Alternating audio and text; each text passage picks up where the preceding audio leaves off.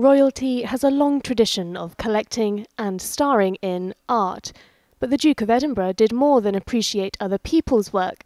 He also created his own. He struck up a particular friendship with the artist Edward Seago, who would stay with the royal family at Sandringham twice a year. He would often paint in the park, and the Duke, who was a very good amateur artist and terribly keen and terribly generous with his time. So he would spend time in the park with Seago, painting and watching Seago paint and trying to learn the technique of painting from Seago. They became such good friends, Prince Philip invited Seago to accompany him for 8 weeks aboard the royal yacht Britannia when it sailed for Antarctica in 1956. At the first opportunity, Seago immediately went out onto the veranda deck and started painting.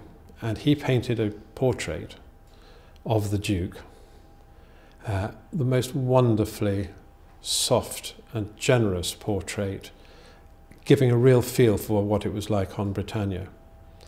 And in return, later that day, the Duke painted Seago painting inside Britannia. So you have this wonderful memory of the trip. And that wasn't the Duke's only masterpiece. The royal family's private collection houses several of his own paintings, including this one of his wife, called The Queen at Breakfast.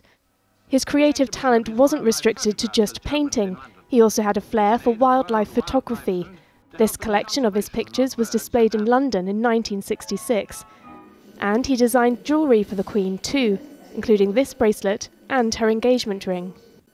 While sitting for this portrait in 2017, the Duke shared his interest with the artist. He used to love painting landscapes from the deck of the Britannia and seascapes.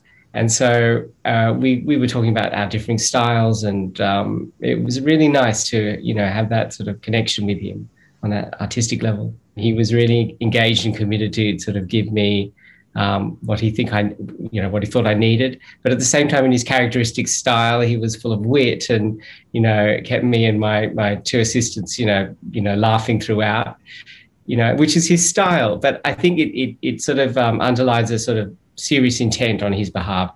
I think he likes to relax people so that he can bring out their best. And that's very much has been his mission for the Duke of Edinburgh Awards. And very much the case in this portrait. I feel like painting the Duke has really brought out the best in me as an artist. I thought I would represent him in a very characteristic pose with his hands behind his back.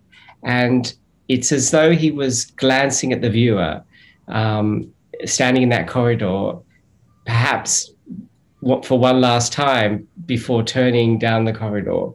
Because the portrait was produced in 2017, which was the year that he announced his retirement from public duties. The spirit of the portrait was that of a farewell, and which makes it ever more, poignant at this kind of time.